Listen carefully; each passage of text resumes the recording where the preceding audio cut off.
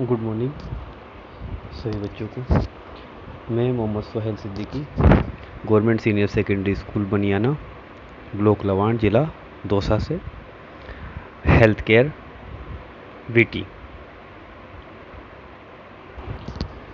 आज हम पढ़ेंगे 12वीं क्लास का ट्रेड हेल्थ केयर की 4th यूनिट का फर्स्ट लेसन, जिसका टॉपिक है ऑपरेशन थिएटर कॉम्प्लेक्स के जोन तथा क्षेत्र। जो हमारा ऑपरेशन थिएटर है उसके जो कॉम्प्लेक्स एरिया और उसके जो क्षेत्र होते हैं उसके जोन कौन कौन से हैं उसके बारे में तो हम बात करेंगे आज ऑपरेशन थिएटर कॉम्प्लेक्स के जोन और उसके एरिया या उसके क्षेत्र, उसके बारे में हम देखेंगे। जिसमें सबसे पहले आता है ऑपरेशन थिएटर क्या है, इसके बारे में हम जान। ऑपरेशन थिएटर अस्पताल की एक विशेष सुविधा है जहां पर रोगाणु मुक्त, संक्रमण मुक्त वातावरण में प्रशिक्षित विशेषज्ञों द्वारा रोगी का ऑपरेशन किया जाता है। मतलब ऐसा एरिया, इस प्रकार का एरिया जहां पर किसी भी प्रकार का संक्रमण ना हो, किसी भी प्रकार के बैक्टीरिया वायरस वहां पर मौजूद नहीं हो, उस वातावरण में, उस एटमॉस्फेयर के अंदर प्रशिक्षित स्पेशलाइज्ड ट्रेनर्स, जिसमें डॉक्टर्स, स्पेशलाइज्ड डॉक्टर और जो ट्रेनर है, नर्सिंग स्टाफ है, उनके द्वारा रोगी का ऑपरेशन वहाँ पर किया जाता है। उस एरिया को हम ऑपरेशन थिएटर कहते हैं। एक चीज़ और आती है इसमें, असेप्सिस क्या है? असेप्सिस है रोग पैदा करने वाले सूक्ष्म जीवों से मुक्त होने की अवस्था को असेप्सिस कहते हैं। मतलब ऐसे जो सूक्ष्म जीव, ऐसे बैक्टीरिया वायरस जो बीमार कर सकते हैं, हमें व्यक्ति को बीमार कर सकते हैं, बीमारी पैदा कर सकते हैं, ऐसे जीवों से मुक्त होने की जो अवस्था होती है उसे हम असेप्सिस कहते हैं। उस कंडीशन को हम बोलते हैं असेप्सिस। ये असेप्सिस के अंदर आता है। आगे हम जानेंगे ऑपरेशन थिएटर के उद्देश्य। ऑपरेशन थिएटर के क्या उद्देश्य हैं उसके बाद। ऑपरेशन थिएटर का जो पहला उद्देश्य है वह है उच्चतम स्तर पर रोगाणु मुक्त या असेप्सिस वातावरण बनाए रखना, यानी कि हाईएस्ट लेवल के ऊपर ऐसा वातावरण बनाना जहां पर किसी भी प्रकार का इन्फेक्शन या रोगाणु नहीं हो, किसी प्रकार का बैक्टीरिया नहीं हो। दूसरा उद्देश्य ऑपरेशन थिएटर में रोगी और वहां काम करने वाले कर्मचारियों की सुरक्षा को बनाए रखना। तथा तीसरा जो उद्देश्य है वो है ज़्यादा से ज़्यादा ऑपरेशन थिएटर का उपयोग करना। चौथा उद्देश्य है सर्जरी करने वाली टीम को आरामदायक स्थिति प्रदान करना, कि जो टीम सर्जरी कर रही है, जिसमें डॉक्टर्स हैं, असिस्टेंट डॉक्टर्स हैं, नर्सिंग स्टाफ है, उनको आरामदायक स्थिति प्रदान करना। पांचवा उद्देश्य है सर्जरी करने वाली टीम को ऐसा वातावरण प्रदान करना जिसमें वह अपनी सुविधा अनुसार नियंत्रित कर सके। और छठा जो उद्देश्य है वह है एक साथ कई सर्जरी करने की सुविधा प्रदान करना।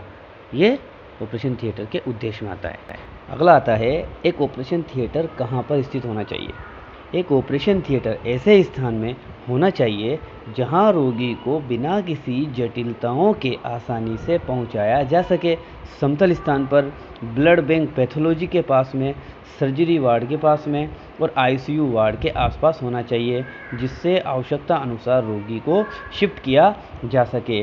सभी जो ज़रूरत की चीज़ें हैं वो ऑपरेशन थिएटर के आसपास होनी चाहिए ताकि ज़रूरत पड़ने पर तुरंत और आसानी से उसके पास पहुंचा जा सके। अगर ब्लड की ज़रूरत पड़ गई तो ब्लड बैंक बिल्कुल करीब होना चाहिए और ब्लड लेके आ जाए और ब्लड ट्रांसफ्यूजन स्टार्ट कर दे। किसी इंस्ट्रूमेंट की ज़रूरत पड़ गई तो इंस्ट्रूमेंट रूम पास होना चाहिए, ट्रॉली जो रैंप होना चाहिए वो पास होना चाहिए यहाँ पर।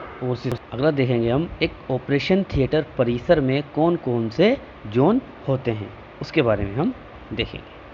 ऑपरेशन थिएटर के वातावरण को रोगाणु मुक्त या बाध्यकरण यानी कि स्टरलाइजेशन को बनाए रखने के लिए जोन बनाए गए हैं। इसमें आसपास के क्षेत्र में बाध्यकरण यानी कि स्टरलाइजेशन, सफाई, कीटाणु शोधन करना शामिल होता है। इसे 4 जोन में विभाजित किया गया है। इसे हम आगे डिस्कस करेंगे। इसमें ऑपरेशन थिएटर को 4 जोन में विभाजित किया गया है। ये ऑपरेशन थिएटर के जो 4 जोन है इसमें है, पहला है प्रोटेक्टिव जोन यानी कि सुरक्षात्मक जोन, दूसरा है क्लीन जोन यानी कि स्वच्छ जोन, तीसरा है स्टराइल जोन यानी कि बाध्यकरण जोन और डिस्पोजल जोन, निपटान जोन। पहला है प्रोटेक्टिव जोन, सुरक्षात्मक जोन, इसे आउटडोर जोन भी कहते हैं। ऑपरेशन थिएटर के बाहर जो changing room, waiting room reception area आदि इसमें आते हैं। जो ऑपरेशन थिएटर के बाद में जो चेंजिंग रूम होता है जिसमें हॉस्पिटल की ड्रेस चेंज करते हैं अपन, और वेटिंग एरिया होता है जहाँ पर इंतज़ार किया जाता है जो अटेंडर होते हैं उनके लिए, और रिसेप्शन एरिया जहाँ पर स्वागत कक्ष वहाँ पर होता है। ये सारे प्रोटेक्टिव जोन के अंदर आते हैं। दूसरा आता है क्लीन जोन, यानी कि स्वच्छ जोन। क्लीन जोन को स्वच्छ जोन भी कहते हैं। यह प्रोटेक्टिव और स्टेराइल जोन दोनों जोन के बीच का जोन है।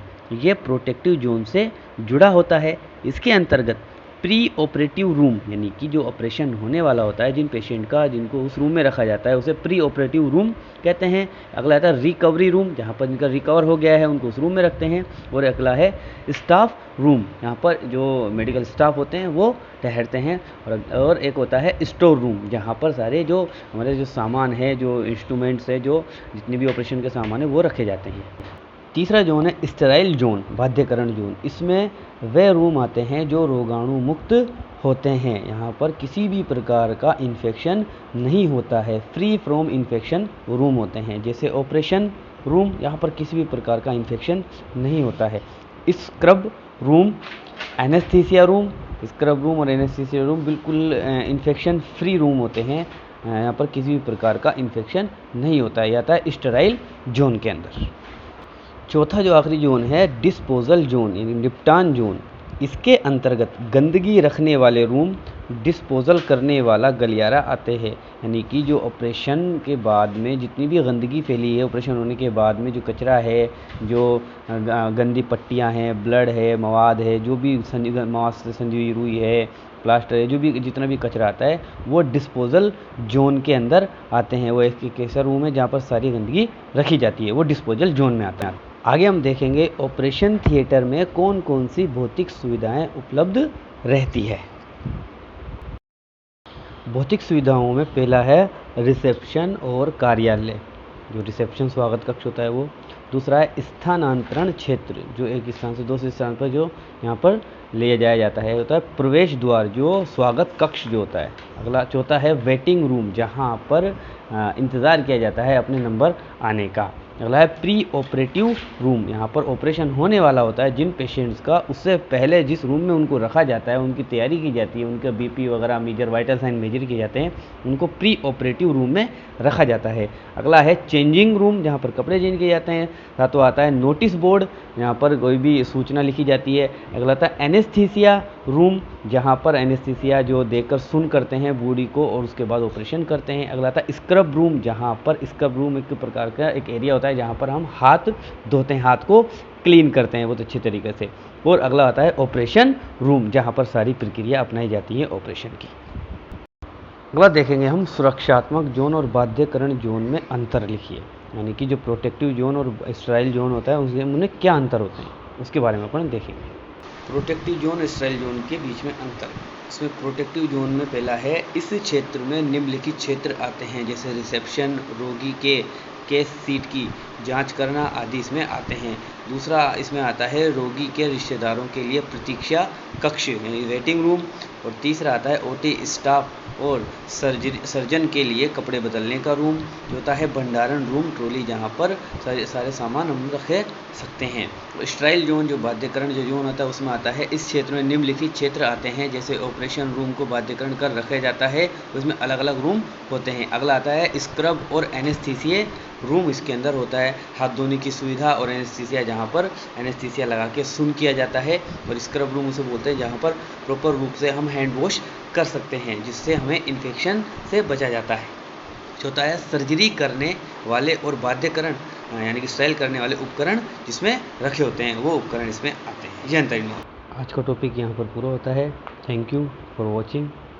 मैं Mohammad Suhail Siddiqui, government senior secondary school Baniyana, जिला दौसा का हेल्थ केयर ट्रेड का वोकेशनल ट्रेनर।